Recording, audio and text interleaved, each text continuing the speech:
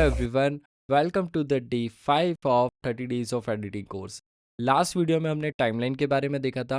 अब टाइमलाइन के बाद सबसे मेन और इम्पॉर्टेंट चीज़ होती है क्लिप और क्लिप की सेटिंग्स। तो जैसे टाइमलाइन पे हमने ये सारे क्लिप्स इंपोर्ट किए थे, आज हम इनकी क्लिप सेटिंग के बारे में देखेंगे। तो चलते हैं डेस्कटॉप पे। तो स्टार्ट करते हैं हम प्रोजेक्ट से। यहाँ पे टाइमलाइन पे ये क्लिप्स होती है। क्लिप्स आपको मीडिया पुल में भी दिख जाएगी। अब इस क्लिप पे जब भी हम राइट क्लिक करते हैं तो यहाँ पे इतने सारे ऑप्शन सब विजिबल होते हैं। ये हम वन बाय वन सारे ऑप्शन चेक कर लेते हैं।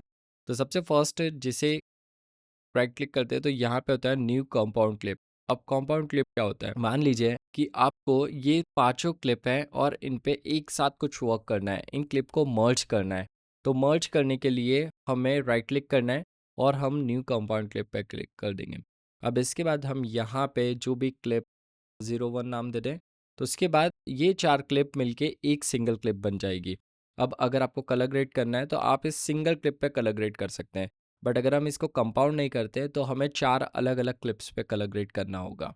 तो इस टाइप से जब भी हमें स्पीड फास्ट करनी रहती है तो हम कंपाउंड क्लिप बनाते हैं और उसको स्पीड सिंगल क्लिप की स्पीड को फास्ट कर देते हैं। तो कंपाउंड क्लिप ये काम में आता है, मतलब वो सभी लेयर्स को लेके मर्ज करने के काम आता है, ग्रुप बनाने के।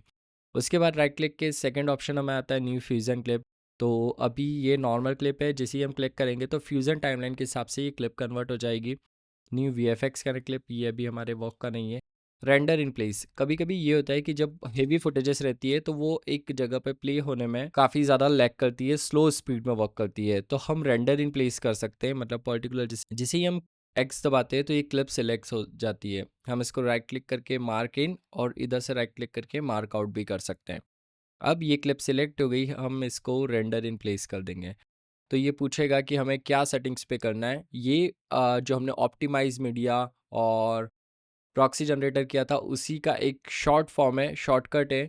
जैसे ही हम राइट क्लिक करके यहाँ पे कोडेक दे देंगे, जैसे H.264 रेंडर कर देंगे और ये हमसे लोकेशन पूछेगा तो हम उस लोकेशन पर डन कर देंगे। अब ये क्या करेगा कि इस जो ये 4K क्लिप है, इस क्लिप को ये कन्वर्ट कर देगा, मतलब H.264 के उसमें, और बट ये रहेगी 4K ही, बट इसका जो रनिंग टाइम हो जाएगा H.264 हो जाएगा। तो क्लिप स्मूथली प्ले हो जाएगी इस जगह पे। अगर आप प्रॉक्सी जनरेट नहीं करते हो, अगर आप टाइमलाइन इजीली वर्क कर रही है बट कोई एक सिंगल डबल क्लिप दिक्कत दे रही है, तो आप उसको रेंडर इन प्लेस कर सकते हो।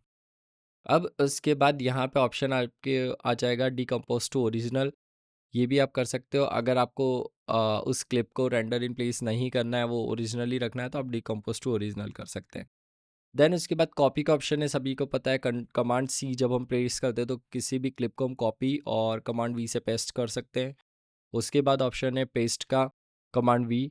पेस्ट इंसर्ट, मतलब कि अगर हम जैसे यहाँ पे इस क्लिप को हम कॉपी करते हैं, अब हम यहाँ पे आ जाते हैं और राइट क्लिक करते हैं और पेस्ट इंसर्ट करते हैं, तो इससे ये होगा कि वो क्लिप इन दोनों क्लिप के बीच में जगह बना के प्लेस हो जाएगी। मतलब दो क्लिप के बीच में अगर हमें पेस्ट करना है तो हम पेस्ट इंसर्ट कर सकते हैं।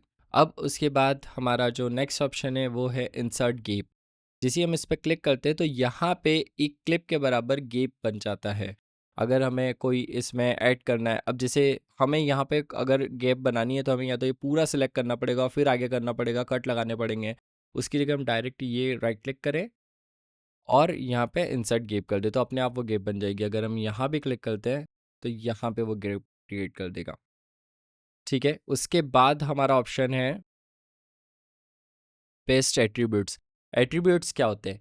एट्रीब्यूट्स मतलब कि कोई पर्टिकुलर क्लिप पे हमने जो इफेक्ट लगाया है, जैसे जूम इफेक्ट या मोशन, वो सारी चीज़ें कॉपी करना हो तो उसके लिए होता है। कैसे करेंगे? अब हम मान लीजिए ये क्लिप को मैंने इतना जूम कर दिया, डन।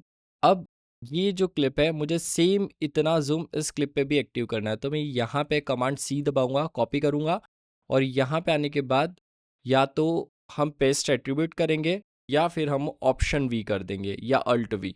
तो उससे आपके सामने एक ये ऐसा ओपन हो जाएगा। अब इसमें पोजीशन सिलेक्ट है, स्केल सिलेक्ट है। अभी हमने स्केल और पोजीशन दोनों पे वर्क किया था, जैसे कि हम अप्लाई करेंगे तो पर्टिकुलर उस पार्ट पे ये क्लिप भी जूम हो जाएगी।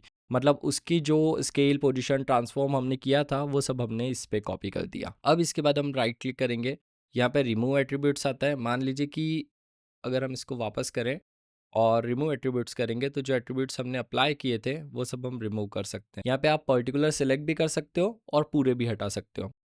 उसके बाद हम राइट क्लिक करेंगे, कट का ऑप्शन, मतलब क्लिप कट हो जाएगी और पेस्ट कर सकते हैं हम। रिपल कट, रिपल कट क्या होता है, मान लीजिए ये जैसे कट हुआ, क्लिप यहाँ से कट हो गई, बट अब मुझे ऐसा चाहिए कि ये क्लिप तो यहाँ से कट हो बट इसके आगे की जो टाइमलाइन है वो अपने आप इस जगह पे आ जाए। तो हम राइट क्लिक करेंगे, रिपल कट कर देंगे, तो क्या हुआ कि जो आगे की क्लिप थी वो उस जगह पे आ गई जहाँ से वो क्लिप पर्टिकुलर हटी है, कुछ इस टाइप से। उसके बाद ऑप्शन आता है डिलीट का, डिलीट सिलेक्टेड, जो आप बैक स्पेस से करोगे। और ये ऑप्शन रहता है रिपल डिलीट का। देखो अब रिपल डिलीट और जो डिलीट सिलेक्टेड है ये बहुत कंफ्यूज करते हैं, क्योंकि जब भी हम विंडोज़ में वर्क करते हैं तो हम क्या करते हैं कि विंडोज़ में कीबोर्ड से जैसे ही हम डी दबाते हैं, मतलब सॉरी डिलीट दबाते हैं, तो वो रिपल डिलीट कर देता है। रिपल डिलीट में ये होता है कि आपकी जो टाइमलाइन रहती है वो टाइमलाइन भी मूव हो जाती है, तो आपकी जितनी आगे की सेटिंग्स वगैरह सब कुछ रहता है सब बिगड़ जाता है। तो हमें रिपल डिलीट नहीं करना है, आप बैक स्पेस से डिलीट करो ताकि आपके आगे की टाइमलाइन ना खसके, क्योंकि एडिटिंग में सबसे मेन होता है टाइमलाइन को प्रॉपरली बना के रखना।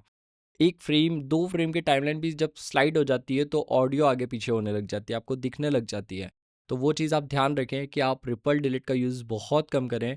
जब आप कीबोर्ड में डिलीट दबाएंगे विंडोज़ में तो वो रिपल डिलीट करेगा, तो आप बैक स्पेस दबाओ जिससे कि पर्टिकुलर क्लिप को वो डिलीट सिलेक्टेड करेगा। ये बैक स्पेस के लिए वर्क करेगा और ये आपके डिलीट के लिए वर्क करेगा आपके विंडोज़ में। ये इनेबल डिसेबल क्लिप डी से हम कर सकते हैं, जिसे हम डी दबाएंगे तो क्लिप को अगर हमें बंद चालू करना है पर्टिकुलर प्लेस पे तो वो कर सकते हैं। चेंज क्लिप ड्यूरेशन, यहाँ से क्लिप का ड्यूरेशन हम चेंज कर सकते हैं। जैसे हम क्लिप सिर्फ 5 सेकंड की चाहिए तो हम चेंज कर देंगे और ये 5 सेकंड में कन्वर्ट हो जाएगी। उसके बाद यहाँ पे टाइम और फ्रेम्स के हिसाब से भी आप उसको चेंज कर सकते हो। अब उसके बाद ये ऑप्शन है चेंज क्लिप स्पीड, तो क्लिप की स्पीड को हम चेंज कर सकते हैं। यहाँ से पर्टिकुलर जितनी भी हमें स्पीड रखनी है, रिपल टाइमलाइन करनी है, टाइमलाइन खिसकानी है, स्पीड हम चेंज करने के बाद वो कर सकते हैं।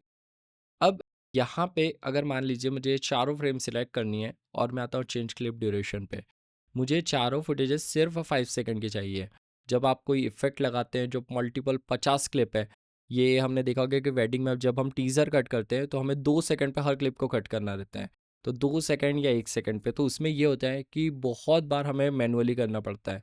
बट अगर क्लिप आपके स्टार्ट से तो आप ऐसे भी कर सकते हो, हम 5 सेकंड सेलेक्ट करें और जैसे ही करेंगे तो हर क्लिप 5 सेकंड प्रॉपरली कट हो जाएगी। उसके बाद ऑप्शन रहता है स्पीड का, ये भी सेम वर्क करेगा। उसके बाद ऑप्शन रहता है री टाइम कंट्रोल का। री टाइम कंट्रोल क्या करता है, आपकी जो पर्टिकुलर स्पीड रहती है उसको स्लो मोशन करने के काम आता है। जैसे इसमें भी कुछ ऑप्शन आ जाएंगे, री टाइम कंट्रोल का हम ऊपर लेते हैं, यहाँ पे ऑप्शन है स्पीड का, क्लिप को आप स्लो मो कर सकते हो। फिर अगर मान लीजिए आपने इसको 50 कर दिया, अब आपको इसको रीसेट करना है तो आप रीसेट कर सकते हो। रिवर्स कर सकते हो, जैसे अभी ये जो चल रहा है ये कुछ इस टाइप से चल रहा है, हम इस सेगमेंट को पूरा रिवर्स कर सकते हैं। कोई सी दूसरी जाती हुई क्लिप्स में वो प्रॉपरली पता चलता है रिवर्स का, जैसे ये अभी जा रहे हैं, अगर हम इसको राइट क्लिक करके रिवर्स कर देंगे तो ये पीछे की साइड जाने लग जाएंगे, मतलब क्लिप पूरी बैक हो जाएगी। उसके बाद ऑप्शन रहता है रिवाइंड का, हम इसको जैसे 400% रिवाइंड कर सकते हैं, जैसे हमने यहाँ प्ले किया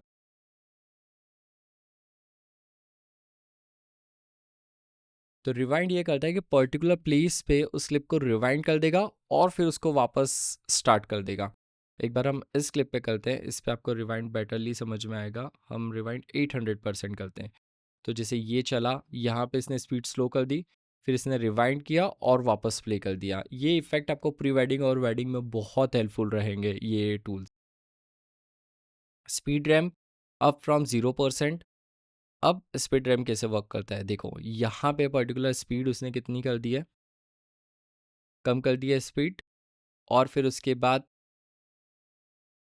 धीरे धीरे धीरे धीरे करके उन्होंने स्पीड इसमें बढ़ाना चालू कर दिया है।